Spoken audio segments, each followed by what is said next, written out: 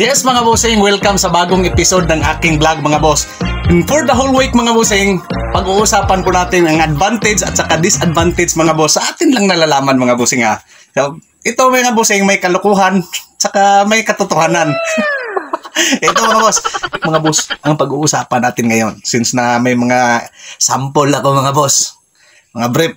So, bakit tayo nagbibihis ng brief araw-araw mga boss? So may disadvantage din yan. Lagi kayong nagbibihis, siyempre lagi nyo nilalaban mga boss. Lalo na pag tagsingkong tapok lang, tagsingkong tumpok lang yung brief nyo mga bossing, ay nasisira po yung mga garter. So ito naging ganyan.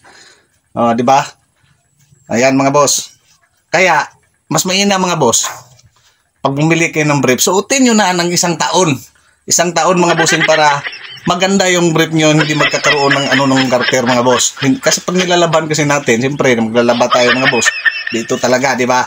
Ganon, kaya nabubutas po siya. Tsaka kumaano yung garter niya mga bossing. Ito na. So ang advantage niyan mga bossing, pa tayo magkakagin, tayo magkaalipong nga mga boss, buni, o ganon. Tsaka hygiene na rin mga bossing at tsaka mabango, di ba? Pag lagi tayong nagpapalit ng brief mga bossing, di ba? Pero ang disadvantage yan mga bossing, maging ganito yung brief nyo mga boss. Kung lagi kayong nagpapalit. Tingnan mo ito mga boss. Di ba? Napaka... Ito mga bossing, sinusuot ko lang to mga boss pag emergency lang talaga. At saka pag umalis ako mga boss, siyempre, yung brief ko mga boss, maganda yan. Kaya ang iniisip ko mga boss, simba ko, palayo mga bossing. Kung simba ko madisgrasya ka, o di kaya madala ka ng hospital mga boss, tapos pag dating na sa hospital, pag gano'n ng nurse, no? Ano ba itong brief? Sinuot mo, sir? Parang, imbis na mabubuhay ka pa mga boss, masarap na matuluyan. Nakakahiya mga boss. At saka hindi lang yun mga bossing ha. Pag simba ko, madisgrasya ka, simba ko lang. Tapos pag dating sa punerarya mga boss, tapos ang brief mo mga boss. Sino sa babae mga boss nga? Ang ganda-ganda ni ma'am. Sabi nung nagbabalsam, ang ganda-ganda ni ma'am. Ang ganda-ganda ni sir.